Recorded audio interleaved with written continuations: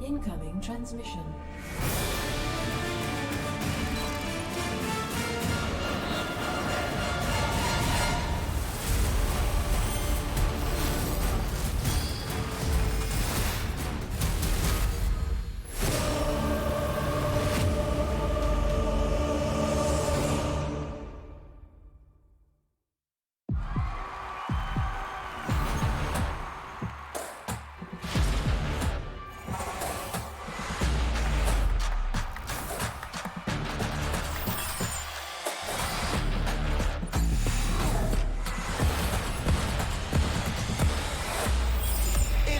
Till I say it is. Till I'm lying in the dirt. Till the last bombs burst.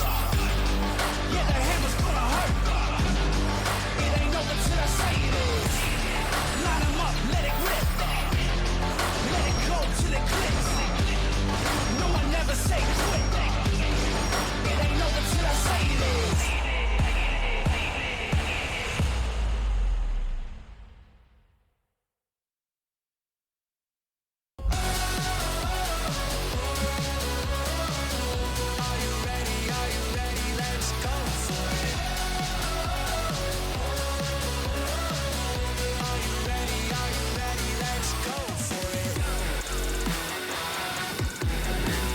What is up, everybody? Welcome to the final day of Season 2 of the 2024 GSL Code S. We're going to have the semifinals of, obviously, the finals as well. I'm Tasteless, joined with me is State. How you doing, man? I'm doing pretty good, Tasteless. I'm in a good mood. I'm feeling jovial. We got 4 of the best StarCraft gamers in Korea lined up for the semifinals and the finals, and I could not be more excited to get started. Yeah, this is going to be a lot of fun. We've got some usual suspects, obviously Maru being one of them that could take yet another GSL final. It would be another record-breaking, history-making moment. But we've also got players like Creator here, people where they've been the underdog. They've been somebody we've been saying maybe they'd win a GSL one of these years, one of these seasons, and he's back again. He's come close in the past, but I think everyone would agree coming into GSL, not just this season, but this year, Creator's been kind of a dark horse. And so to come into the top 4 and emerge victorious as the best Protoss player in Korea right now, defeating Hero in the round of 8 to make it here. I'm really excited for his chances. Yeah, I mean, we've got a very even distribution here. We've got representation with all 3 races. Dark, another player who's going to be with us tonight. Another player who definitely always a threat. He certainly had a little bit more of a struggle this year to be as dominant as before, but I think someone who could absolutely possibly take it. I mean, coming in from ESL SC2 Masters, where Dark had a fantastic performance, and then to show up in GSL after kind of a weak round of 16 and then burst into the round of 4 in convincing fashion. I like Dark's chances here. I mean, this guy is recently had a child. Yes. He probably doesn't have a lot of now. time to practice. He's been traveling to international events. He's been competing around the world, and now he's back here at the GSL, and he looks the best that he has looked basically all year, I gotta say. Yeah, and then finally we've got Cure, a player who he's always been in Maru's shadow, but this could be another opportunity for him to kind of break free from that and prove himself. I think it's a very realistic final as well, having him versus Maru in a TVT here, which would be another exciting rematch, one we've had before. Quick update, guys. Here is the money that we have raised. It is 48K, 48.5K roughly USD. The support is appreciated. We are crowd-funded now here. So we are very grateful to all of you for supporting us. We appreciate you. We love you. Yeah, and of course, 100% of those contributions go to supporting the prize pool, supporting the players. So you guys at home contributing to the GSL and really helping keep the Korean StarCraft 2 scene alive and vibrant means so much, not just to us, but to the entire community. So thank you. Yes, thank you, guys. So it's going to be a pretty crazy evening. We're going to be going through 2 best of 5s for the round of 4, and then we're going to be going, I think maybe like a 15-minute break, and then right into the finals. If you are watching here in the studio, there is an exhibition that is taking place in the building. There is also an esports museum in the building. We're at the Splex Center. Freakin' TV owns 3 studios, and then they're occasionally renting other ones. This is one we don't use as often for StarCraft, but it is one of the epicenters of esports here in the country. It's actually where the KESPA offices are located in this building as well.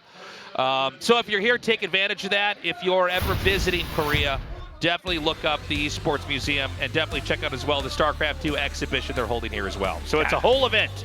The museum here, this stadium here, it's one of my favorite studios in all of Korea, and it's such a thrill to have the GSL semifinals and finals in such a fantastic venue. As we look at today's matchups, Kira versus Dark, a best of 5 to bring things to the beginning here, as one of these players is going to look to advance to the finals and most likely going to be playing against Maru. I have to say, coming into this, Maru's been looking so good. He's got one of the best TVPs in the world. I mean, it's either Maru, Kira, or Clem. Pick your poison. One of them is going to kill all the Protosses they come in contact with. So Creator versus Maru, I think this could be one of two things. This could either be a big disappointment or it could be the most exciting thing imaginable. But we'll get to that in a second. We're going to go to an interview now with our two players, translated by Andy. Let's hear it. All right, we're going to have a brief interview with the two players before diving into the match. So in the last match, you did take down your nemesis, and then you made it here to the round of 4. You'll be now playing in the Sangam Colosseum. How are you feeling right now? Well, it's been such a while to play a match in front of such a big audience, and I really prepared hard for this match. I'll try to put on a good performance today.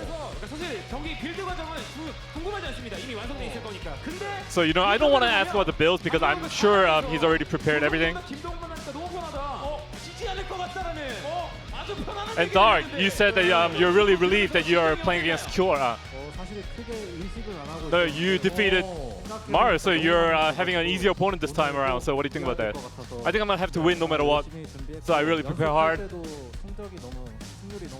And during practice, my win rate has been really good. It's been soaring. So I'm really confident today. I think I can put up a good match today. Then Dark, how are you doing today? I've been doing good. So, you know, I watched Cure's interview. He seemed a bit too cocky, a bit too confident. So I'm a little bit annoyed by that. Yes, Cure has boasted a lot of confidence in his prior interview. So what do you think today's match is going to go like? Well, my win rate in practice hasn't been too good, so I'm a little worried. But regardless, I'm going to try to put up a good performance against him today. I mean, sorry, last season you had the opportunity, but every time you slipped, and your beard hasn't grown at all. And today, do you think you're going to be able to shave it off today? Well, if today's not the opportunity, I don't think I'll ever shave it off. So I'll try to put on a good performance today. So I want to talk about the winner prediction. So let's see how the winner prediction looks like right now. So right now it is favored toward Cure. Just 2% higher. So Cure, you don't seem too impressed. Am I 51? Yes, you are. Well, I recently lost a lot of matches, but regardless, the fans have support from me, so I'll try to repay the debt, repay the support. Dark, the viewers think that you're going to lose today. You're out-favored. What do you think? Well, in these kinds of situations, I tend to play better, so I'm kind of relieved. And Cure, unlike his usual tendency, he seems a little bit too confident today, so I think I'll try to defeat him today. So any word to each other? Can I go first? Yes. Well, coming here, there was a huge traffic jam. But now that I see a huge audience in front of me, I'm really energized. I feel a lot of support from them. I'll try to win today. Then Cure, what about you? Every time on an important stage, I always lose to Dark. Today, I'll try to show a different side and try to come out as a victor. Well, we look forward to your match today. Please have a seat. All right, guys, we're going to be hopping into this. I'm excited, especially for this first match. I think it's going to be really close. You were mentioning earlier, State, that actually Dark has had a pretty crazy win streak versus Cure. Yeah, Dark really has had Cure's number over the past couple of months. And by the way, I just want to point out how funny it was in the interview that Dark was saying that Cure has been too cocky and too confident coming into this one, because anytime I think of Dark talking about the way that he expects himself to perform, he's like the most cocky guy in StarCraft. Yeah, he's like Korea's Rainer, basically, is the way that I see Dark. So for him to say that Cure is coming in a little bit too cocky and too confident, I just love that. It's super funny. Yeah, sometime around, I want to say maybe fall or winter of last year, it feels like Dark really started to change the momentum against Cure and has recently been performing well. But down there in the interviews, Cure saying that the games have been going really well for him in practice, whereas Dark saying, you know, he's not too sure about exactly where he stands in ZBT at this moment. I do think this is going to be a very close match. I think so. A lot to fight for here. Definitely, this should be the closer of the two. Like I was saying before, look, it's either going to be a big disappointment with Creator versus Maru, or it's going to be the hypest match ever because maybe Creator comes out on top, or it's close. But going into this one, man, I mean, these are two very, very scary players. Cure, I do feel like this guy is continuing to get better and better. He's always improving. I think he's been in a unique position, being a Korean Terran, always being a little bit behind Maru. Maru always kind of stealing the show, so to speak. And this guy's been hungry. He's been hungry to try to usurp that position, but Dark stands in his way first. Yeah, Cure, for I want to say at least the last 2 years, has basically been living in Maru's shadow. In a world without Maru, Cure in the last 2 years probably wins a couple GSLs. Cure would be talked about so disproportionately if Maru didn't exist. Yeah, I mean, it's rough. It's a lot like, you know, with these when Flash is active in StarCraft 1, what these Terran players that are also good, like Light or Royal, have to deal with, where, you know, Flash becomes he takes up so much of the oxygen. Yeah, and I mean, coming in here today, Cure, having defeated Maru in the round of 8, has got to be feeling a monkey off of his shoulders a little bit. I mean, he really has a chance, if he beats Dark, to go into the finals and have that rematch against Maru with a clean headspace. Right. That's very, very true. Dark, of course, as at times the very best Zerg in Korea. I think it's fair to say right now he is the best Zerg here. But he has not been able to kind of bubble up to the very, very #1 spot, as Maru has basically been on a killing spree. He's been dominant. One of these two players has a real shot at winning this tournament. It's likely to be one of them versus Maru, again, unless we do have the crazy upset in the upcoming best of 5. I mean, how exciting would that upset be should it happen? But before we get there, Cure versus Dark, this is a best of 5 that I expect basically to go to match point. I think it's going to be 3-2 almost no matter what. These guys are so equal in skill. They're both so good and tasteless. Game #1 is loading up. Cure versus Dark in the first semifinals of Season 2. Let's get started.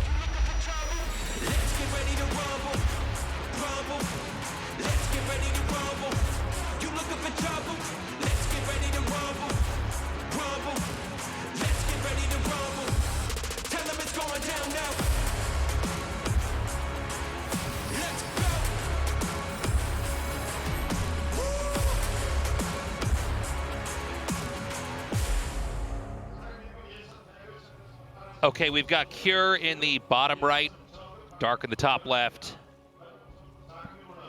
Yeah, spawning in here on site Delta. Cure over the past couple of years of GSL has really elevated his match prep coming into any best of 3, any best of 5 series in terms of mixing in timing attacks, mixing in cheeses, being able to default back to the macro game when he needs to. But when I think of crafty Terrans, I think of championship caliber Terrans like Maru, like MVP, who are willing to go for a 2-racks when the time calls for it.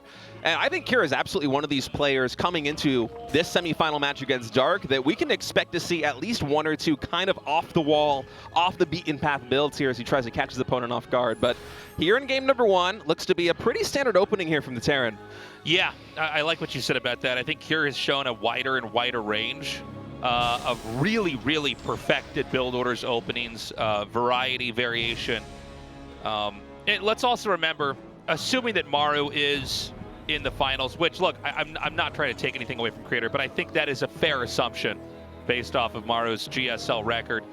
These two guys have 2 very different paths, because all Cure has to do is get his Terran versus Zerg strats out of the way, and he's on to a TVT, whereas Obviously, Dark, if he wins here, he's going to be beating one of the best Terrans in the whole world, only to then go up to Maru, the very best Korean we've got for the Terran scene.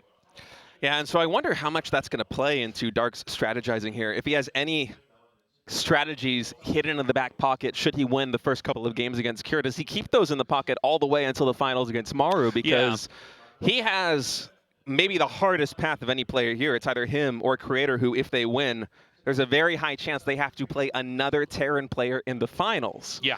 And you really don't want to show your full range of builds in that kind of scenario unless you're absolutely terrified of losing the first series, unless it absolutely calls for it, or you need to get that extra oomph to win that final game, or you're fighting for your tournament life. Otherwise, it's a little tricky coming in. So we're getting the sound checked here. If I had to guess, I think this is an issue with the white noise or pink noise or brown noise, whatever they pump in. It almost always is.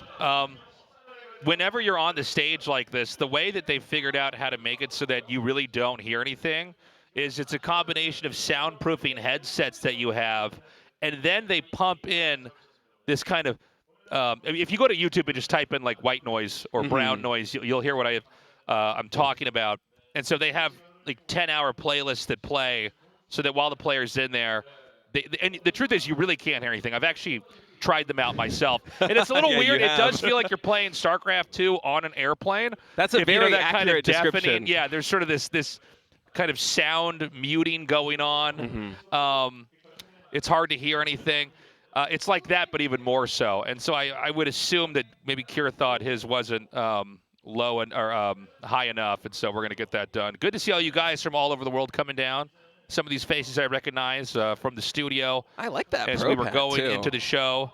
What's up, guys? Yeah, some of you guys we've seen in the original GSL studio. Been following the entire season. Some of you guys here for the first time, welcome. Look at all these champions on this. That's a lot of Marus in the center. Holy crap, that's a lot of Marus. Might have a 9th one when all is said and done here today, as I think our game is loaded up. Look at how great this set is, by the way. Yeah, this is fantastic. I love the stadium so much. You know, I think all 3 studios we have are cool, but what I like about this one is how high the ceiling is. It kind of creates this huge theater feel to it. Okay, anyways, we're back in the game. And it's going to be, what, 1 Rax Reaper with an expand. So basically just a Reaper to kind of come out and get an idea of what's going on. So this is going to be different from the 2 Rax, 3 Reaper opening that we've seen quite a bit of. Yeah, it is a little bit different, especially not having a wall in already set up here. The natural expansion on site Delta is Kira is instead going to be trying to prioritize build time and mining efficiency a little bit there with the SCVs, and this Reaper coming out early almost gets a link. Some nice micro there by Dark to eventually shoot away once the Queen comes out. We already have the 3rd command center coming in here for Cure, and I wonder exactly what flavor of 3CC build this is going to be, because there was a time, which now feels very long ago, where a lot of Terran players, Cure especially, would love to go for this early 3rd CC with about as gritty a build as possible, very similar to what we're seeing right now here on site Delta, that culminated in effectively a 3-base all-in. Now that has kind of found its way out of the meta.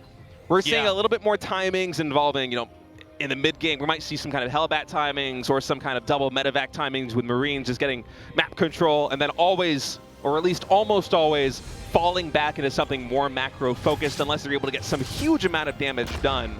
But with Cure being this greedy early on, foregoing the wall into the natural expansion, already throwing down the double evolution chambers, double engineering bays here. Yeah, evolution bays, The evolution bays. I wonder if this is Cure going back to a little bit of an older style of TBZ here, because sometimes we see this in StarCraft 2 where strategies become almost cyclical. Where 100%. Something that at one point was good eventually gets solved, it works its way out of the meta, and then the meta evolves to a point where suddenly it's not expected anymore and it becomes good again. Yeah, you'll see this happen where someone's playing with this style that you're like, you're thinking, wasn't that like 4 years old? Do people still do that? And it's like, yeah, well, the thing is, people aren't doing it anymore, so it's good again. But this is a very straightforward way to play the game. There are risks involved, but we're kind of past the point of those risks necessarily kicking in. There's been no kind of crazy rush. We do have 7 Roaches coming, so maybe he will try to do some kind of a push here and basically punish the 3rd base. We have no Zerglings making. Now they're coming in, and keep in mind, there is still no wall in Akira's natural expansion. I don't think he has an idea that this push is underway, as Dark has cut drones at 40, and it's committing heavily to this early attack. So this is pretty scary. This attack is going to come in, and yeah, I mean, there's not the kind of setup of defense that you would need to sandbag progress here. We see depots are being made. Certainly the third command center can't be used as we see the threats coming here. There are Ravagers behind this, by the way, which can obliterate anything that is going to be used to delay progress here at the front.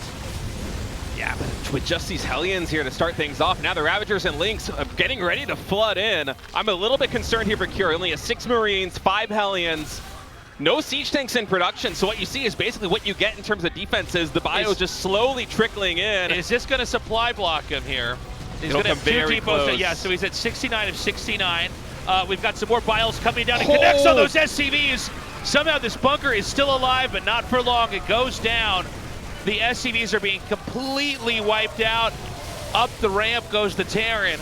Yeah, and Dark is not transitioning out of this. He just queued up a ton more Lings. His 1-1 is about to finish, as well as Stim Pack. But keep in mind, the Marine count is already thinned out very heavily here. There's only a handful of Marines still on the field. They are going to do better against these low-tech Zerg units, but is it going to be enough? The SCV is getting pulled once again here in the main base. Kieran needs to hold right now. If he sustains any more damage, it's basically game over.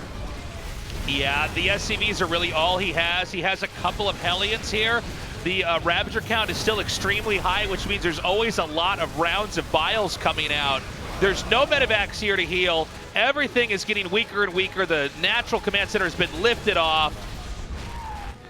Kira does have that third command center landed on the low ground, and Dark is just ignoring it up until this point. He's instead just going to focus his sights here on the main base. He's getting on top of the production tasteless. Can you look at how low HP all this bio is? More bios raining down. Kira has to dodge them. It doesn't even really have the HP to stim. The main CC lifts off. I think Dark might be taking game number 1. This is game. You know, Kira maybe a little bit too confident in what he could get away with. Some of these SCVs are still here trying to fight back, but it looks like we're down to 8 SCVs left over. There's just no way to recover here. Game 1, gonna be going to Dark. I think Kira is fighting for his life. There's only 4 Ravagers left, but with more Lings and Roaches getting ready to flood in, you can see it on the minimap right now, as our observer's pointing out. There are 4 SCVs on the board here for Kira. Yeah, I mean, he literally can't even, he has minerals not even coming in. GG. Yeah. So there it is. Good game. I gotta say, you know, Kira's build, not bad, but very risky. He didn't even treat it as if Dark would be aggressive. And look, let's be honest, Dark, he's fine attacking. He's fine making moves on the map early. I think iconically he's known for surviving pushes on a razor's edge and winning in late game, but he can identify weakness and come in and punish, and that's exactly what we saw in that game. Yeah, that was a pretty brilliant timing attack there by Dark. Just re-checking Kira here in game number 1, and that kind of narrows the range of builds that Kira is going to be doing over the course of this series, because going into game number 2 or game number 3, when you're already down 1-0 to start things out, do you go back to another greedy opening like that one? Because what if Dark just rolls the dice again? Then suddenly you're basically on death's door, 1 match loss away from elimination. And so for Dark coming in here at opening build, I love the early aggression. And now Kira basically has to play on the back foot. Yeah, you know, I look at that game and you know, Kira, if he's not attacked, he's going to look really strong and really scary, but definitely a play that got punished. We were talking about this play style is kind of old. One of the reasons why it became old was because people figured out how to stop it. Not just with rushes like that, but also in late game. Even now, some Zergs are pretty good at holding that off. And you're not really creating any opportunities for yourself other than trying to get money in as quick and as greedily as possible. We're going to go to Oceanborn here for game 2. But again, a very short, very quick series. Yeah, Dark already with a 1-0 lead as map number 2 is loading up. Can Dark keep this momentum going, or is Kira going to tie the series up 1-1? This series continues on.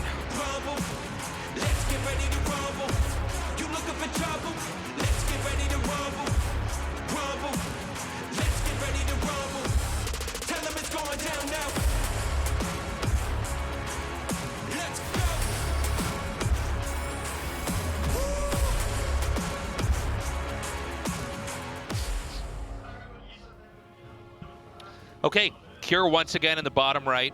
with Dark in the top left. I'm going to be watching Cure very closely. I want to see what kind of play he's going to do. Already we have a depot on the low ground. I wouldn't be surprised if we have that double racks opening. Yeah, I think almost certainly that's what we're going to be seeing here from Cure. Not going to play quite as greedy as he did there in game number 1, with just the 1 Reaper into Hellions, fast 3 CC, fast double engineering bay. I mean, it really doesn't get more greedy than that.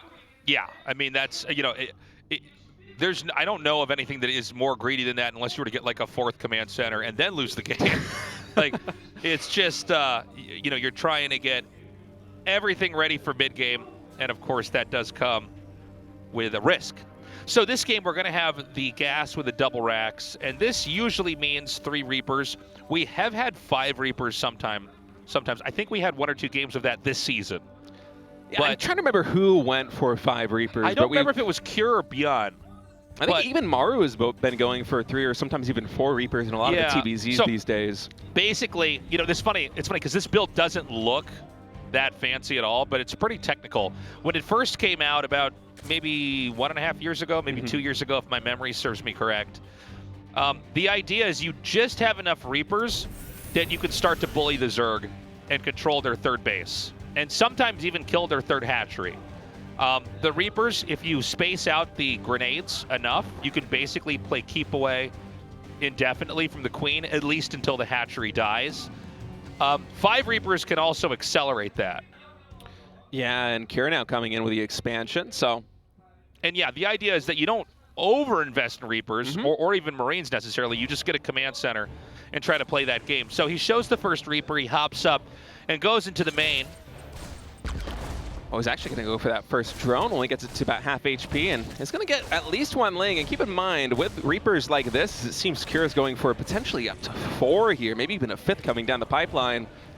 Getting kills on Lings like this, it really starts to snowball, and some nice micro by Cure coming in with a high HP Reaper, soaking up some damage, allowing the one on the low ground to get even more damage done. Now, once that Queen pops, these Reapers will have to retreat. Actually, the second Queen coming up with a natural expansion snipes down that Reaper. So, you hear that? Yeah. Some new voice lines added to this game. Yeah, it's crazy. Well, we've never been that close to a Reaper body. So, unfortunately, he lost the Reaper, but notice that he's still making Reapers and he's getting a 3rd CC. I believe that the Overlord there for Dark did spot the 3rd command center in the main base, but this is not as greedy an opening as it was previously for Cure. With 2 barracks on the low ground, you're actually able to get a pretty reasonable amount of bio units up relatively early here, certainly faster than you would if you went for this straightaway 1 racks and a reactor at Hellions that Cure did in the previous match. And these Reapers still finding damage. That's the 5th Reaper that was produced here for Cure. He's actually making a 6th one right now. There's 7 Reapers in total actually getting made here by Cure. This is substantial. This is after Reaper was killed. Usually when 1 Reaper's killed, it completely takes the wind out of the sails of the whole strategy. You basically have to back up. But he's made more and more. He's going double eBay again. Okay, you know what? This is really greedy. Keep in mind, every Reaper you make is not a Marine. It's a weird way to think about the game, but you know, the Reapers, they can generate threats early on. Later on, the Reapers are the worst unit in the game. And the Roach Warrant starts again here for Dark. I think he's identified how many Reapers that Cure has made, and he's thinking the exact same thing that you're talking about right now, Tasteless, that perhaps Cure too greedy. He sees the 3rd CC on the low ground. He knows that it was, what, 6, maybe 7 Reapers made in total. He scouts the double engineering bay in the main base with a slow Ling as well. And so for Dark adding in another 6 drones, I wouldn't be surprised if he went back to the same kind of aggression to at least force a lift on that 3rd command center and potentially even get the add-ons there, the natural. Well, the Reapers really just don't do anything to Roaches. And Reapers are only as good as far as they can be microed away from stuff. So they need wide open areas. And usually the area between your base and theirs is enough to really abuse it. Oh my God, he bled one off too. Losing another Reaper like that. Man. Okay, so also there are the add-ons for Terran are actually at the natural. So if he's forced to lift or if the add-ons are killed, his tech is going to be halted. And I don't know if it's going to be able to be restarted. This actually, I think, should be harder to hold overall than even Rush #1. It's going to be pretty close. Dark has a little bit more economy behind it, and Cure still has no idea. Oh, if only those Reapers went down to the south, he would have spotted these Roaches. Instead, Cure, he still doesn't know. There are more Marines in the natural expansion this time around for Terran, but I am so concerned. Okay, now he spots the Roaches Tasteless. Alarm bells are ringing in the main base of Cure, but the Roaches are already morphing into Ravagers outside the 3rd base.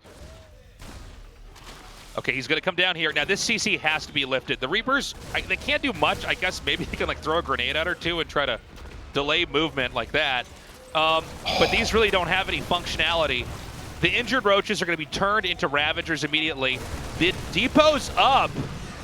Yeah, Kier's going to have to lift that in a moment. Okay, oh he's going my to be able to deny God. Stim. Oh my God, hold on, 5 seconds. Repair coming in. I think it's just going to be barely enough. It's so low on HP, but the bio's a little bit too slow. Yeah, he does get Stim. He does lose the Tech Lab, though. There are 2 barracks here, so I mean, this is a good amount of his production. He can let it soak damage for a while, but eventually he's going to have to ditch it. A 3rd bunker's being made. The barracks are going to be relocated just north of the 2nd bunker. This might be enough for Kier to hold on, but let's see. Dark coming in again. That's a lot of bios to repair, a little bit too late. And the Ling run by is genius. Oh no, the Ling's already in the main base. Kier now has to split his forces, which means the Ravagers can rain hell down on the natural expansion. Another bunker gets shot down. Oh my God. And GG. Kier in the span of, what, 20 minutes has gone down 0-2 He got to every Dark's Marine. timing It's like when you're attacks. Sonic the Hedgehog and you get all the rings Oh my on the run. God. He got every SCV trying to repair that bunker.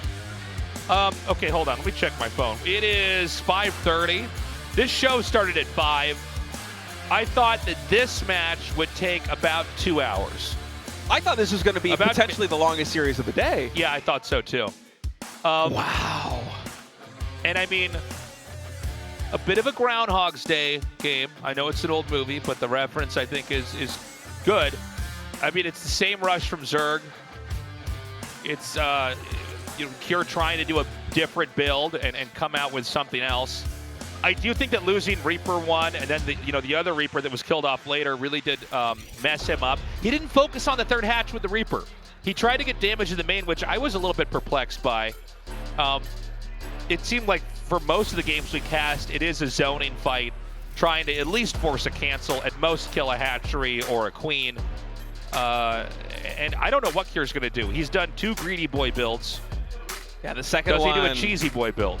A cheesy boy build here in Does game he number do 3. a Goldilocks build, somewhere in between? Not too greedy, not too cheesy. Well, certainly I hope he's not too greedy this time, Tasteless, because those were 2 pretty devastating losses early game to Dark. All right, guys, game 3. Let's hope we get a game 4. Let's get ready to rumble, rumble. Let's get ready to rumble. You looking for trouble? Let's get ready to rumble, rumble. Let's get ready to rumble. Tell them it's going down now. Let's go.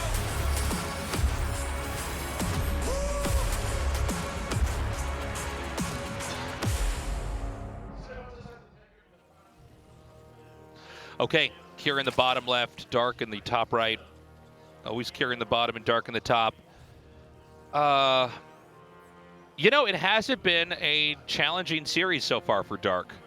He is doing standard Zerg stuff. He's kind of focusing on development while monitoring his opponent when he sees, oh, wait a minute, what are you doing? Is that 2 eBays and a 3rd CC? Okay. And then he flips a switch from econ play into kill mode. Yeah, game 1 from Dark was maybe a little bit more of a coin flip there than game number 2. Yeah. But it makes sense to open up a series in a meta where 3CC greed is so popular. And of course, Kier's going to try and get an edge with something cheeky. That's usually the way that he preps is he'll do something a little bit more greedy or he'll do something a little bit more cheesy in these kind of series. And so Dark with a pretty smart move going for that play in game number 1. But then you go to game number 2 and Dark, he sees this kind of obscene amount of Reapers. I think 7 in total were made by Kier, which you know is delaying the rest of the bioproduction. You know that costs gas, so the factory's going to be coming in later. The add-ons are going to be upgrading probably a little bit later there for Kier. And in addition to that, with the Ling run by, he gets 1 Ling into the main base of Kier to spot the double engineering bay, and the Lings are able to delay the 3rd command center there at the 3rd base. And so Dark there in game number 2, he even droned more heavily there in game number 1. I'm wondering if that was him just reacting to the information that was given to him, because playing from that kind of position there is Dark, where you know that your opponent went for this extreme amount of Reapers in the early game, which aren't going to be very good in a head-on engagement against Roach Ravager, plus the greed play behind it. It's almost, I don't want to say it's like a free win, but the decision coming in from Dark was so smart. And by the way, look at this drone movement. Dude, perfect. Dark just hiding that perfectly there. And You know, that's kind of painful here for Kira. They didn't check fully where that drone would be, because going for one Reaper like this, it's not like he's going for the 2 barracks on the low ground where he's going to be able to pump 3 or 4 Reapers out to actually levy some damage on that third base. He had one shot to snipe that drone. Now he comes in, he sees the third hatchery underway. And once again, it's going to be a 3cc opening here for Kira. I'm wondering if he's going to throw down the double engineering bay behind this. I mean, if he plays the same greedy build and Dark goes for another 40 to 44 drone, Roach Ravager timing, it's going to be one of the fastest semifinals in GSL history. Well, also, like, just so redundant. Okay, it is different. Starport coming in now for Kira. So he's going to be a little bit more active here. I thought he might go for, you know, a proxy Rex rush, but I guess not. I think if we go to game number 5, we will probably see that from Cure. Yeah, it wouldn't some be too kind of surprising. crazy build, but whether you're back against the wall in a situation like this one, going down 0-2 to an opponent that is playing aggressively and not greedily, it's tough to pull the trigger on something like a 2-Rex or a 3-Rex. So I like this play coming in from Kira, going for the 3cc, but playing a bit more passively. Seems like it's probably going to be a Banshee Hellion opening, which is very classic. The Banshees and Hellions do a great job of exerting map control, and of course the Banshees with their DPS and being flying units, very good at shutting down early aggression like Roach Ravager Ling. Right. So, yeah, he'll be active in a very different way, in a way that can be more impactful, but if it doesn't do anything, he can still use this to defend. You know, a Banshee can basically stop a Roach Ravager attack that's going to hit a third. You know, Roach Ravager basically can't kill a Banshee as long as you're, you know, microing it at all. And the Hellions can try to control the creep, and so this is really more of an inhibitive play where he's not completely hands-off like he was in Game 1, but he's not trying for damage that, you know, if he screws it up, backfires and blows up in his face. He basically has tools in the mid-game. There's a Roach Ward on the way, but that's just, you know, you're always going to get that. You're going to have these building blocks set up so that you have the opportunities to tech in certain directions if you want. And it should be pretty slow from here. I don't think there's any reason why Dark would try to do anything like Game 1 and 2, because the way that Kier's behaving should warrant different behavior here from Dark. Yeah, that time has already passed here for Dark, as he's well eclipsed the drone counts that he had both in game number 1 and game number 2, as it seems like he's going to be gearing up to take this expansion at the 3 o'clock position. Banshee might catch wind of this as it flies over. It does spot the Ling, so it knows that mineral wall has opened up. Let's see if Kira decides to go for the main base or instead just park that Banshee and try and delay the 4th base as much as possible at the 9 o'clock position. Just casting this while watching the minimap because we haven't gotten a glimpse of it yet. There's that Banshee. Yep. Did a good job of zoning away the drones for a little bit there by the 3rd base. And as you said, Taze, this is game kind of developing in a bit of a slower fashion. We do have a Ling counterattack coming into the 3rd base, but with Hellions, they are able to just shoo that away quite easily. And this is the advantage of playing this style here as Cure. It's not as greedy. It doesn't have potentially as strong a mid game as the builds he was going for in game number 1 and game number 2, but it is a lot safer. So there's no way he can do any damage in there, but he's keeping Zerg honest. He's forcing spores. It's another shot off on 2 drones. And is going to be driven out. The 4th base is being taken at 12 o'clock here for the Zerg. Upgrades are coming in. We're getting that slow build up over time, where each side is macroing very, very well. No kind of climactic interaction just yet. It is a map. It is a map where it seems like it's kind of tricky for Terran to find a target to push for at least a little while. Yeah, it can be. This is one of the maps that in a lot of matchups will lead to something like a split map situation, but with 2 additional barracks in production here for Kira, I would be surprised if we went down that road. It feels like we might see, yeah, it's an 8 racks. 3 more barracks coming in. I believe Kira already has 5 set up in the main base. We'll have to get a shot of the main or the structures tab, but this should be some really heavy aggression coming in from Kira. This is him not looking to take a 4th command center relatively quick. This is instead Kira ramping up to try and shut down Dark in the mid game with an overwhelming amount of bio. Okay, some scans coming down here. He's going to use those Banshees to just keep the creep under control. We've got the double medevac Marine push coming out. This is really the first opportunity Terran can try to take some fights and still get away safely. Roaches make it basically impossible to ever stay there for too long. Yeah, by the way, fantastic upgrade timing coming in from Dark as 1-1 finished the exact moment those two medevacs full of Marines dropped outside the 4th base. Yeah, this means if Zerg stays on top of that, they will always be a few seconds ahead in upgrades. So there's never an upgrade lead. It's basically Terran playing catch up. Yeah, Kier did spot the Hive morphing in at the natural expansion there of Dark. So in the back of his mind, I'm wondering if Kier is thinking that he might be a little bit on a timer. He's adding in Marauders already. Dark has been one of these players that has almost been following in the wake of the Dallas meta of faster Ultralisk Spy, going into basically this super fast, greedy Hive play on the back of a strong mid-game composition of Roach Ravager Ling. And Kier, potentially identifying that, potentially playing into it, is already adding in a fair number of Marauders to the mix, which we usually don't see in TVZ this early. So there's that Hive starting here. Terran's still basically running around the map trying to get any damage done. Not a whole lot happening either, by the way. I mean, we have Creep being wiped out, but other than that, I mean, Dark's been pretty on top of deflecting every little move that Kier has coming in. We've got 3 tanks coming out now, so this is really where it begins to heat up. The Zerg and the Terran are about to max out. The Terran wants to try to lean onto the Zerg, start the push out, try to break some kind of position, whether that's one of these exterior hatcheries or maybe fragment the center so we can keep reinforcing there and separating the rally points from the hatches. All right, Dark coming in with a surround right now before Kier is able to entrench himself in position. The Banelings running in off creep. Some of them collapse on the siege tanks, but the split from Kier off creep is good. And Dark has expended the majority of his Banelings. About a dozen are left here outside the 3rd base. Kier, he's recharging. He's getting ready to attack it again. But most of the tanks were killed. I mean, this is a problem. You need a certain number of tanks to have any kind of foothold on the map, to have any kind of launching pad for attacks in the future. And when you just have 1 tank, that's not enough to scare away Baneling. So it's possible the second attack in here could smash his position. There's that Ultralisk Cavern you were talking about, State. Yeah, that was a really smart move by Dark to take that engagement, take down those siege tanks, which slows down the push, and give himself time to allow this Hive tech to actually come online. Ultra Den halfway done is Dark once again charging with the Banelings, looking to get some good connections off creep. Siege tank is firing on the Roaches, getting some good damage done, and Kier with his stim is able to trade relatively efficiently here. As Dark, he's starting to bank some resources for these Ultras, for these Banelings. The Viper's only just now gathering energy, but Kier's not going to give him time. Yeah, the push is going to come in. Kier, this is his chance. He's got to do his damage. The same Vipers that are soaking up from the hatchery, the same one. It's the same hatchery that's being hit here by Kier. Some tanks are going to come in. Now, Dark is macroing up once more. We have some infestors being made here as well. Is he going to be able to fight this position off? Oh, the split is so good here for Kier. The pre-split just fantastic. And Dark, I think he's noticing how high the Marauder count is relative to a typical game. He's not going into the Ultras. Instead, he's trying to make these infestors. He's vacating this 3rd base because he knows he just needs to survive.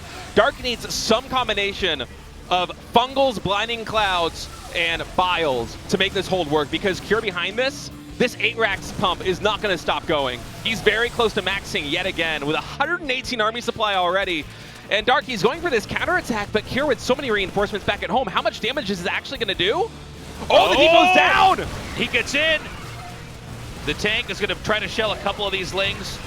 It looks like the upgrades are good enough that he can basically hold those Lings off. Yeah, Dark just not able to get enough surface area, and he was able to buy himself a little bit of time as Kier once again pushing it off creep. The 3rd base has fallen. A duck coming in that siege tank will be able to take it out. But for Kier, the Bio army on the ground, it's still standing strong. We have the full Ultralisk popped out. Look at that Fungal, though, with the Biles raiding in. It gets Medivacs and Marauders, but is it going to be enough, Tasteless? I don't know. Yeah, he does have the Ultra coming out. Terran has taken out 1 hatchery, but already Dark is replacing that in the top left corner of the map. And these Marauders still doing a lot of work on the Roach Ravager, on the Ultras, as well as the Ultras waiting for the upgrades to finish. And Dark and Kier are basically now on the same economies. Yeah, it's all going to be about these Ultras. Can he hang on to enough of them? Can he get enough other units to amass to help in the fights? He's going to push down here now. These Medivacs are empty. They do not have any energy in them. They cannot heal. But at the same time, it's only 1 Queen here for Dark, so he can't really transfuse either. The only spellcaster he has besides that is his 1 low HP Viper. Does drop a Parasitic Bomb, which should get at least 1 more Medivac, and it does indeed fall. But I feel like Kier is slowly grinding down Dark. Yeah, I mean, I feel like Kier is just on the brink of winning this game. Dark is going to try to hang on. He's going to try to bait out an overextension. Kure has to be very careful. Again, he does not have energy here. Well, I guess a couple of those just in the south have energy, but you get what I'm saying. I mean, he doesn't have a lot to work with. The ultras are going to come in, and I just think Kure has too much. The center step micro forward. The kill. GG. Kure has started the comeback. Yeah, and what a win there in game number 3. A battle of attrition with Kure going for the 8 racks opening on 3 bases versus Dark's relatively fast hive. And all the attacks that Kure did in the mid game, although he didn't really find much meaningful damage, it was enough to exert map control to force those later engagements where Dark, you can see he's trying to barrel down on Kure's position before Kure gets entrenched outside that third base to give Dark not only a positional advantage, but also to give him time to get that hive tech online. But because the creep was so sparse in the middle of the map, yeah, the Banelings can never really get the connections, especially with the Marauder count being as high as it was with Concussive Shell. And so Kure playing that game very beautifully is Dark in the first real quote-unquote macro game. I know it was an 8-racks build from Kure, but that was by far the longest game we've had so far here in this best of 5. He looked really good. I gotta say, I'm surprised we didn't see more of that from Kure earlier, but he started it. The question is, can he keep it going? Is Dark gonna have any sort of decisive play here, or maybe he stops being the reactive passive player and starts to be the very active one? I don't know. But in that game, Kure proved that he could push through Dark, get the kill, didn't even get to that long position where they both have taken every base on the map. Let's get into game number 4. Let's get ready to rumble, rumble. Let's get ready to rumble. You looking for trouble? Let's get ready to rumble, rumble. Let's get ready to rumble. Tell them it's going down now. Let's go.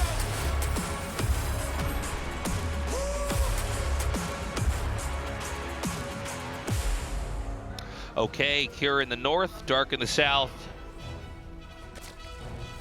Kure, I think he looked a lot stronger in that last game. I feel like that last game really showcased how good he is at the TBZ USA. when he's able to actually get online there in the mid game. Yeah, because that 8 racks hit with so much power behind it. Yeah, well, you know, Dark did go for that kind of ultralisk rush we have seen before. I think if you can combine that with Infestors, in time, you could probably flatten big swaths of the Terran army as it comes out. I mean, a couple fungals and then an ultras comes in here and basically just one-shots everything. That's going to be nice, but Kure's push was engineered to basically hit right before that. And it worked perfectly. There was just not quite enough of anything for the Zerg to stabilize. He bled out a lot of the stuff he had built up through the whole game. And, I mean, you know, here we are. We're in game 4. Yeah, and I feel like Kure leaning so heavily on the Marauder side of that composition helped him in such a meaningful way, just given the way the mid game went, especially with the creep being so thinned out in the center of the map, because those Banelings, by all rights, should have gotten better connections on the bio. He was able to use them to take to the siege tanks, but that's not really the money shot that you're hoping for there. Is Dark, you're hoping that the Ravagers drop down bios on the siege tanks and the Banelings connect with the Marines, ideally. I know that's a little bit hard to make happen off creep, but the fact that there were just so many concussive shells being shot out by this plethora of Marauders that Kure had accumulated over the course of that entire game just really dampened the potential of the engagements that Dark was going for. So this game, at least so far, it looks a lot like game 3, you know. We have just one Reaper coming. Well, hold on a second. He's going to have the third. Oh, no, never mind. I'm crazy. Yeah, he's just going to have these Lings come out here and try to harass. But as far as tech goes, you know, it looks like we could have something like Banshee Hellion again. A couple Lings come in here and delay the command center from making. Yeah, not a bad move from Dark, honestly. No, it's good. I like this adjustment because Kure in a couple of these games has just been going one Reaper early on. And if you can send these Lings cross map and get some damage done, potentially kill that SCV, delay that command center, it does pay dividends.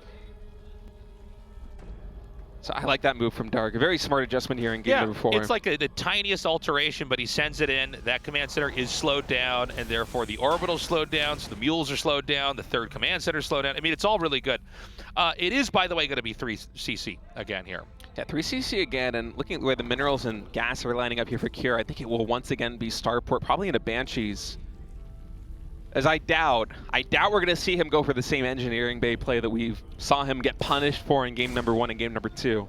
When you try that build twice and it gets stopped twice as convincingly as Dark was able to do it, at those first 2 opening sets, it's hard to really put your faith in that build again coming in here in Game 4, Game 5, as we do see that starport go down. Tech Lab coming in on the barracks as well to swap add-ons later. And Kier basically building up in a parallel fashion to the way he did in the previous game. Here comes that Reaper. He almost gets a kill on that drone. You basically want to try to get something done with that if you can. Or I suppose you could hide it somewhere and try to use it for a spot or for a base, but doesn't have any more utility. The third CC is going to finish here. Dark is mining out this mineral wall here on the left side. He's making 7 more drones. So for a moment there, seeing the earlier Roach timing, I was wondering whether this might be him going back into aggression. We have to keep a very close eye on how many more drones Dark produces in this situation, because this could just be for him setting up the expansion. Yeah, it's either just to get a little bit more of the map, or he could be trying to chisel open a freeway to his opponent's base to get there really quickly, punish really hard. It is Hellion, the Banshee, by the way. So the sort of composition that I think allowed Kier to be a lot more comfortable in the later part of the mid-game. Yeah, and it's just going to be a handful of Roaches coming in here for Dark. Both in Game 1 and Game 2, he stopped below 44 drones when he committed to the aggression, so that window is coming past here in Game number 4. And maybe Dark actually feigning a little bit of pressure, giving Kier bad memories of Game 1 and Game 2 with these Roaches moving cross-map, because I want to see the production tab and see if Kier actually throws down a bunker or 2 in the natural expansion. So far, he actually has called the bluff here from Dark. Is the Viking even coming in? He was trying to sell that as a possible rush, but yeah, Kier did not overreact. The Viking, like you were saying, State did spot the opening that the drone created by mining out those few minerals over there. On this map, Dark will just continue to expand towards the bottom right. Obviously, there are bases that are closer to the middle that are easier to push for the Terran, but this is another map where I feel like Terran doesn't have an easy target to try to hit. Sometimes if you're both sharing one side of the map as a starting location, it can become a game where the Zerg's main base or pushing towards that can be more of a focus. Sometimes with huge drops into the main, other times just pushes in there, because a lot of times that's where the tech and the infrastructure is. Other games where you're on diagonal parts of the map as far away, it's, you know, whatever is the closest thing Terran can hit, usually the newest expansion. Kier adding in 2 more barracks, so going up to that 5 racks. We'll have to keep close tabs on whether he commits to an 8 racks timing attack again or goes for a 4th command center. This Banshee actually finding the one hole in Dark's armor where there's a spore. Actually, there's 2, I guess. There's no spore here at the 3rd hatchery as well. Dark actually playing very greedy with only 1 spore crawler in the main base. And these Banshees getting a ton of damage done because the Queens are drawn so far out of position. 8 drones in total, probably going to get a 9th. Oh my goodness, it just keeps piling on. If I'm Kier, I am throwing down 3 more barracks, and I'm just committing to a push, because this amount of economic damage from the Banshees is huge. This is abnormal too, to see that this happen to Dark. He's down to, well, almost 12. The transfuse worked there.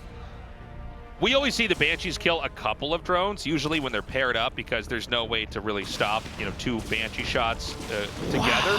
This is 13 drones. This is actually insane. Yeah, and I feel like Dark is basically identified that he can't go into the fast hive timing again. Yeah. He has been too slowed down in the mid game. He needs to play to survive, because the pressure that Kier comes with, even with just 5 barracks, has a lot of potential to get damage done. And so Dark, he's throwing down the Hydralisk down. He's going to be playing probably some combination of Roach Ravager Hydra here with a slightly later Hive, because it's going to have a lot more sustain on the ground in terms of HP. It's going to be harder for Kier to take down that army in straight up engagements. In Dark right now, he basically just needs firepower. So, it's actually going to be Lurkers coming in. No Hydras just yet, and Infestors, but this drop already popping off in the main base. Dark a little bit out of position here, where the Roach Ravager is going to have to scramble to get back in. The Spore Crawler gets canceled. 1 Queen goes down. Yeah, he takes out some of the creep over here, tries to kite as best he can, picks up, only losing 1 Marine in that whole interaction. Kier's been getting some big momentum building plays. Now this does come at a trade-off, focusing on getting drones like this and getting drops off in the main base, where the creep spread here for Dark hasn't really been contested in the center. So it's already reached the middle point of the map, but I think Kier is more than happy to take, 15 drone kills in total up until this point, and allow Dark to have a little bit more creep spread than he would otherwise be accustomed to having. Now, Dark has a lot of creep spread in the middle, but that might be the most important thing in this game because you could just ignore the middle as Terran. You might be able to go down one of the sides here. The very corner base is taken. Dark continuing to grow. And I think we once again do have that ARAX coming in here from Cure. Also another catch, getting more drones killed. Wow, this is maybe the best mid-game we've seen here from Cure. I'm stunned at how much damage he's doing. And I almost can't tell if it's like Cure is just playing like a god or if Dark is maybe not on top of his stuff as much. Dark was playing completely fine until the Banshees found this hole in the armor where there's no Spore Crawlers at the natural, the third base. And from there, Dark just kind of needed to scramble with the Queens to cover all this territory, to kind of parry the Cloak Banshees coming in. And it just snowballed so hard from that position. I mean, StarCraft 2 is such a game of momentum that now this ARAX coming in from Cure, keep in mind, Cure did not get any of that damage done the previous game when he was still able to kill Dark with the ARAX. This time he's coming in with a maxed army, 130 supply, against a Dark who sustained huge economic damage in the mid game. And so Dark, instead of going for the fast dive, oh, look at that bile! Oh, the fungal, excuse me, actually clutching out on a lot of the bio. He isn't able to connect with the biles on top of it. So he's not getting the finisher move that he needs. And I'm concerned here for Dark. I mean, he doesn't have that many more fungals left in the bag here, Tasteless, so this push is slowly encroaching in. Lurkers are pretty tricky to combat this. Getting the 2 tanks in the front is going to be huge. Oh my god. He's going to try to push it. He's stimming. He's going so hard. I think he might just barely have enough. It seems like maybe 2, 3 Lurkers underneath that managed to survive. We saw those fungals connect really nicely on that infantry. Yep. Oh my god, the Banshee's getting another kill. The Banshee's the MVP of this game. Meanwhile, another push in here. The hatchery now in range. He's going to try to dive on these Lurkers, and overextension by Terran. Yeah, a little bit hard there for Cure to breach this position, as Dark's doing a really good job of keeping these Lurkers alive. These Lurkers are the backbone of his defense right here at the 4th base. As the supplies equalize, Cure sacrificed a lot of bio going for those killer plays, and now I think he might just set his eyes on this hatchery. There is an angle he can attack this hatch, where Dark cannot protect it with the Lurkers, and Cure, he's finding that angle, or at least trying to. Instead now trading out with the Hydras. Yeah, not very often you see the Hydras actually beating back Marauders, but for a second that was the case. Queen's going to come up here from the side. There are no tanks. There is nothing that's going to allow Terran to control this spot of the map. The push is going to restart. The supplies are fairly even, but I don't see it coming down just yet. Yeah, because those Lurkers got so much splash damage done on the bio, and the Hydra's actually getting a lot of damage done on the ground as well. These Medivacs have basically no energy left. Dark is committing to this fight, takes down another siege tank. Oh man, I mean, Cure has to make this push work. It is so close. Both these guys don't have huge armies right now. Just a couple Lurkers remaining, but not that much in the way to protect them. And Cure starting +3 infantry weapons makes me think that he is losing confidence in the kill potential of this push. We might see him lift this main base command center or throw down the 4th command center very shortly here. But this is a tough position. When you go for this kind of ARAX play here as Cure, you're kind of looking to get the killing blow done in the mid game, but he overcommitted into those Lurkers, and now he has to transition. 3-3 is starting, the Ghost Academy is coming down. Cure is going to try and transition into a late game from this position, but did he get enough damage done, Tasteless? I don't think so. Okay, another denial on the hatchery. You know, I've been worried about Cure's pushes, but you have to remember how many times hatcheries have been shut down with very little effort by Cure elsewhere on the map. The pushes have been lackluster, but the harass has been surprisingly good. Dark getting closer and closer to a max supply again. Cure showing a lot of respect for Dark. Look at the center tower as far to the left of this map as it possibly gets for Cure. Yeah, he says, no way a Nidus Worm is going to get me here. No way. Dark doesn't even have a Nidus, but he's feigning as if that was the game plan when he saw that sensor tower come in. He's trying to play into Cure's fears a little bit here in game number 4, which is a smart move. Now that Nidus canal coming in. As Cure, he's looking to find a position, an angle of attack where he could take down this 5th base again in the corner. He's actually going to leave that Overlord there. So maybe in the middle of a push, he just makes the Nidus, kind of hoping his opponent doesn't see it. This is another hatchery that goes down without Zerg lifting a finger to defend it. You know, very rarely do you see a position this far away from the Terran spawn get dominated this hard by the Terran. Normally, this is the safest spot on the whole map for Zerg. I think it just comes down to the unit composition that Dark was basically forced into to try and survive against the 8-Racks in the mid game. These Lurkers, they're not that great at covering a lot of territory. They're good in choke point fights like we saw at that 4th base where they're able to shut down head-on aggression, but what Cure's been doing very well this game is capitalizing on the immobility of Dark's composition. And you see that time and time again with him shutting down the creep spread in the center of the map, which 6-7 minutes ago was basically starting to encroach on Cure's territory. And also Cure's been doing such a good job of shutting down this 5th base, it's almost equalized the economies here. Dark can now expand over here into this just hatchery. Look at it right now. Cover it with lurkers. 23 lurkers, Tasteless. That is so many lurkers here for Dark. It might be enough to basically make no map, no position on the map, a spot that can be attacked. He's going to push it now. This is a little bit surprising because there's no way he can get to those tanks. Yeah, I think he might have not expected Cure to transition so quickly into Ghost. We already have 11 Ghosts done with 4 more in production, so... Look at the money that's banked up right now for Dark. This is where Zerg starts to get scary. Also, look at the lack of growth for Terran. The 4th base is just now being taken. Yeah, nice snipes coming in from Cure, though. One of the scary things about Dark's composition is unless he's able to get some kind of Nidus play done or catch Cure woefully out of position, these lurkers probably aren't going to get very much value. And look at how safe Cure is playing. He has 3 Vikings patrolling the left side of the map to catch any Overlord that might try and set up a Nidus canal on the main base. And so Dark is going to slowly push in. This planetary can cancel and lift, and indeed it does. Now he can harpoon the tank right into those lurkers if he wants. Yeah, but it's a tricky dance here. Okay, he's going to action with the Nidus down here. We're going to have Vikings land. What?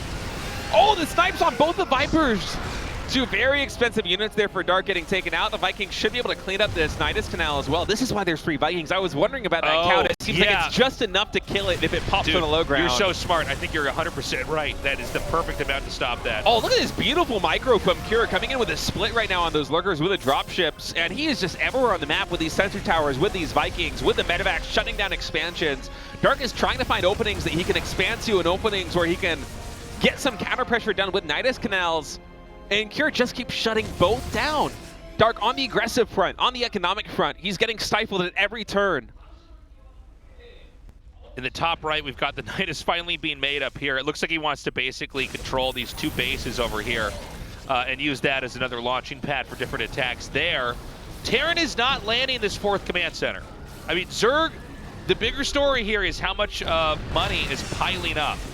Yeah, there's basically no mining in the main base of Cure. The natural expansion is close to mined out as well, but we're starting to reach this breaking point where we have almost 20 Ghosts.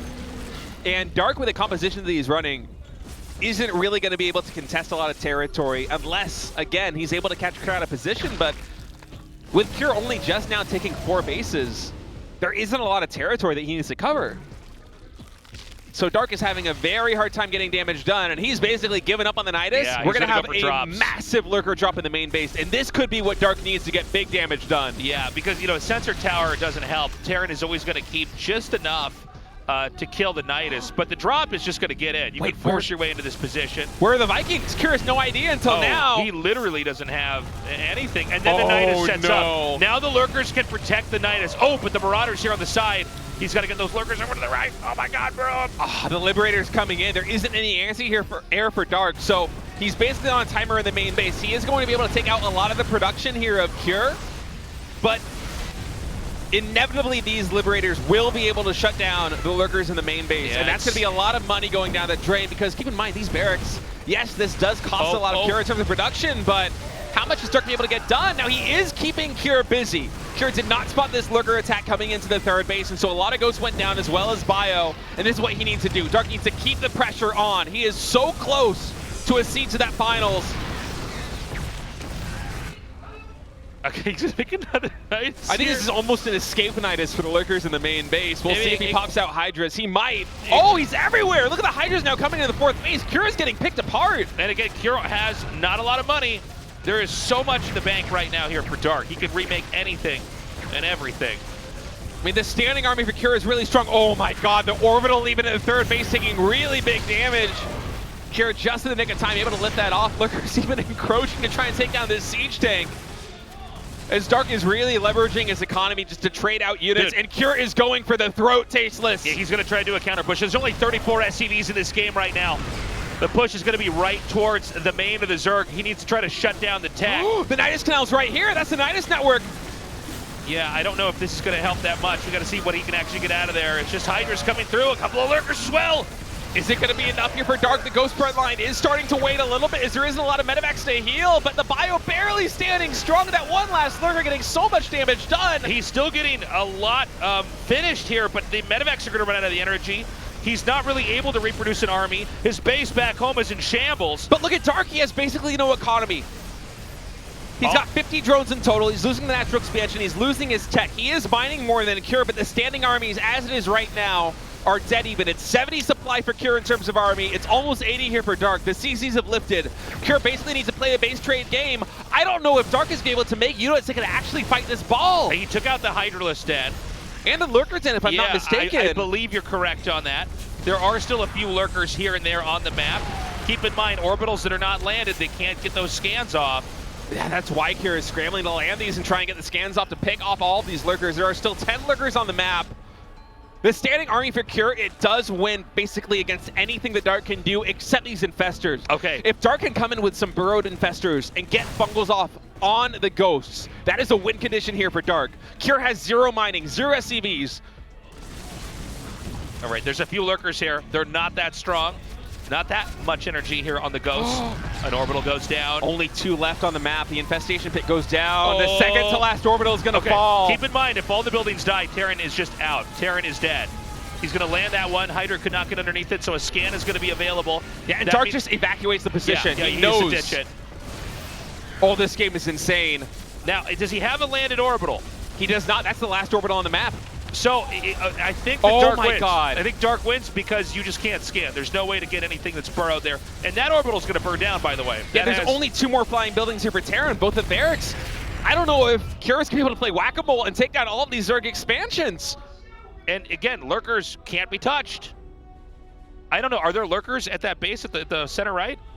I think there are. Yeah, there's a good number. Yeah. Oh, there's an infestor as well. The EMP does come off. Cure's being revealed right now. No orbitals left. He's just going to bail. Just send the drones to the next spot. Just play keep away. Just buy time. This is such a tough position right now for Cure. He is fighting for his tournament life. If Dark wins this game, he's going to go on to the finals. I guess you could technically attack your own hatchery to hit the oh, that's true. the ghost on the other side, maybe? I love Dark just slowly creeping forward with these lurkers. Snipes are going to come in on these Hydras. Oh, medevac's going down. There's almost no healing left here for Cure. Now the Ghosts are able to clean up the standing army. He's got some Marauders, Marines, and Ghosts here protecting these floating buildings. There is still a world where Cure wins this. There's only 1 infestor. There's 8 lurkers. But the standing army for Dark, that's basically it. Dark's it's the infestors and the lurkers. Oh, he gets the Hydra Den too here. Look at this. Yeah, there's a Hydra Den that got thrown up over at the 3 o'clock position. I don't know if there's an extra Hydra Den anywhere. I don't think so. Wait, does he even have a lair? Where was the Hive made? I'm wondering if the Hive is in the main base or not. I actually didn't keep tabs on that. Yeah, the lair is morphing right now. Oh, it's a backup lair maybe. Yeah, just in that's case. a layer stun double. Okay, so he kills off a lot more drones. Big push over here. But again, I mean, you know, it's not like you have nukes or anything to try to break this position open. Yeah, this is... Don't you just need 1 base? Don't you just need 1 location with your tech, with resources, and with lurkers, obviously, because they can't be killed in this situation, and you win. I think Dark is going to win this game. I think there's still a chance here for Cure. He's taking down the Hive tech in the main base. The bailing nest is going to go down. Dark, he does have an economy, but it's not much of an economy. It's only 8 lurkers, 1 infestor, and a couple of Hydras. The standing army for Cure, oh, it's still stronger, but not after that fungal. 2 more ghosts go down. GG, that's it. Dark is going to the finals. What a great final game. And I got to say, even though Cure got knocked out, what a hell of a fight he put up there at the very end. That was wild. One of the most insane finishes I've seen to a GSL game. And it came on match point here with Dark securing his berth into the finals. He will go on to face the winner of Maru versus Creator. And he just continues to have Cure's number tasteless. You know, look, he's a great player. I think Cure had a very weak start. I think he had a much stronger finish, even though he ultimately lost. But Dark played a really masterful TVZ back there. He punished his 3-base powering Terran. He really kept that 4th base extremely difficult to take. He did a good job with Nidus's. He did a great job, even with although the drops didn't do what they intended to do. He just kept Terran busy. Meanwhile, Dark took enough of the map that even with one of the greatest comeback pushes ever here from Cure, it was still enough for Dark to close it out.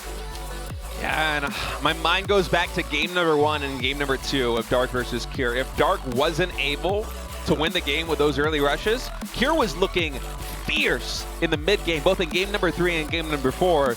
If Dark didn't have the preparation or the keen killer instinct to go for those game-ending blows in both game 1 and game 2, maybe this series looks different. But Dark is one of the best in the world at planning for an opponent, at planning for a series. That's why he has some of the most finals in GSL history among Zergs here in Legacy of the Void. He is just a beast in this format, and with a 3-1 victory over Cure, he's going to be a tough opponent to go against in the finals for either Maru or Creator.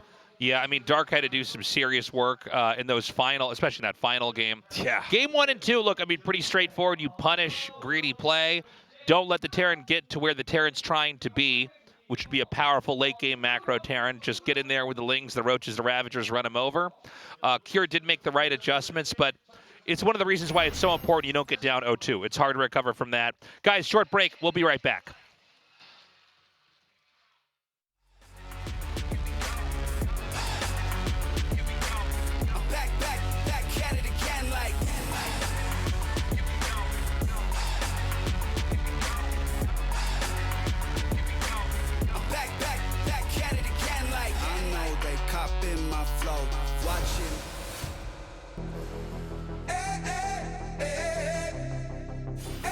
그냥 영원히 의미가 없어요. 아 근데 뮤타이가 던져지면 수비적으로 빠지면 일꾼이 13개만 막아요. 제재. 벌써부터 에너지 없어요. 맞서만 많이 남아요. 이거 좀 들어갑니다. 이병력. 이거 해봤어요. 자, 무너지고 있습니다. 이병력까지도. 제재. 컨트롤과 함께 너무 많이 나왔어요. 더 많아요. 또. 중심을 버리면서 앞서서 기다리는 판단이 필요한데 싸움을 좀 하고 있어요. 수급에 좀 문제가 생기고 있습니다. 가스 수급도 못해가지고 난 충분해. 우유마음 업그레이드도 안 됐잖아. 한계가 있습니다. 오른쪽 전면하면 잡혀요. 연결체가 터져나가고 있어요. 사강으로 가기 위한 도장찍기 끝났는데요. 네, 제재.